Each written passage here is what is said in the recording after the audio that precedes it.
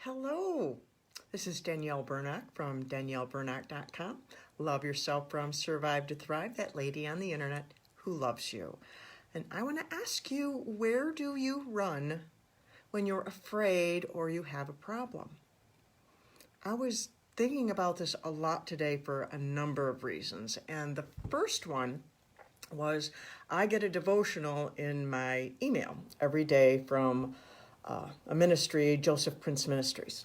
And this morning it was about intimacy with God, and Joseph was sharing a story of when he was a child that it touched my heart so much, but not in the way that you would be thinking right here.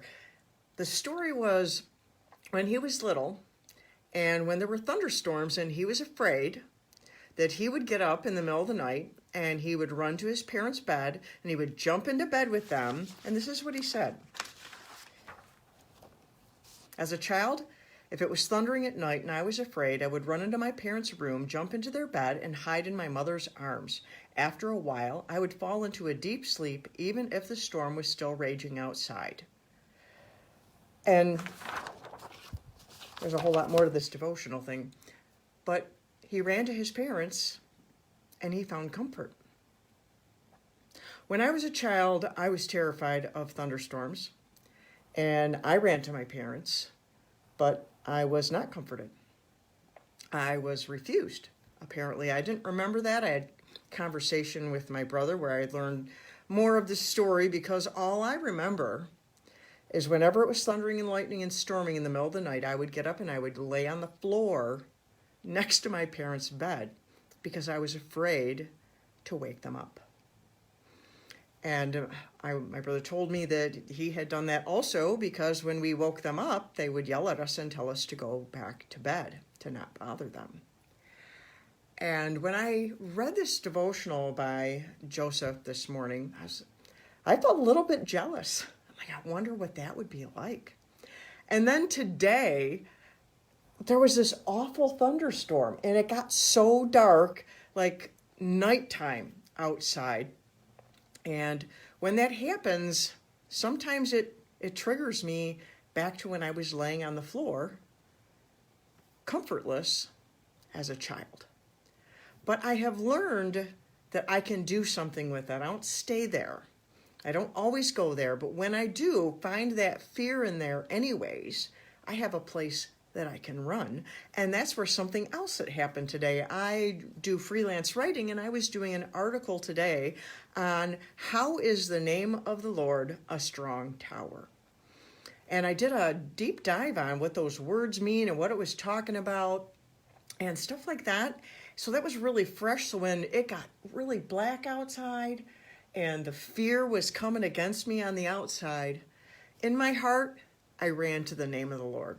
I ran to my God who loves me, that loves me so much and loves you so much that he will do what is needed for us to believe that. If we will lean into him and want to know his love and want to know him and have a relationship with him, he will do what we need. It took me 34 years for God to convince me that his love was real due to other traumas in my life, one that happened in church. It's actually a little bit of that story is in the Macomb Daily today. And I was afraid of God.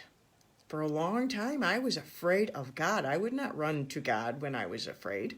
I'd run away because I was afraid of him. But I have learned that all those things that made me afraid, those were trauma and lies.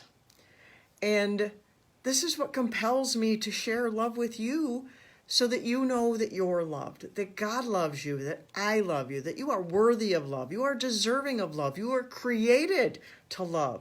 You are a beautiful soul made in the image and likeness of God. And I want you to know that, and no matter what's going on in your life, you can run to the name of the Lord. You can run to God. You can say, God, help me. And he will hear you. He wants to have a relationship with you because he loves you so much. And that's something I am on a mission to get this message out of that love. I had just shared the other day about the love of God. What do you believe about the love of God? And when bad things happen, do you believe he's not there anymore and that he left you? And if you do, there's a reason for that. And so you can deal with the reason, and you can get to the place of learning who God really is and tapping into that name that is trustworthy and faithful. The things that are in the middle that get between us, those are lies and trauma. And I am here to help you. I'm a self-love coach. I can help you get through that. If you need to know how to work your way through to knowing your love, to believing that you're loved, that you are worthy of love because you are, because you matter. And I have books that you can pick up. You don't even have to contact anybody. If you're a little timid and you don't want to talk to anybody, then go to Amazon, Barnes & Noble, and get a copy of my book, Emerging with Wings, and Because You Matter. That's in the running for a global award right now. That's how I ended up in the newspaper, because you matter. And that story matters. And getting the message of the love of God out and your right to ownership of your life. You get one life, and it's up to you how you live it. You get to decide. That's a gift that God has given you along with your life. And I had to share this with you today. It was a little intimidating for me. I started this message and hesitated because I felt like I was telling on myself, but that's what I'm here for. And I need to remember that. And sometimes it's scary to share those parts of ourselves that we think ought to be better or something. But we're in this world together. We go through messes. We go through trouble. We have difficulty. And it's important to know we're not alone. You are not alone. And I am here for you. Reach out to me. I would love to help you know that you're loved, because you are. So till next time, I'm Danielle Bernacht, and from DanielleBernacht.com. Love yourself from Survive to Thrive, that lady on the internet who loves you. Mwah.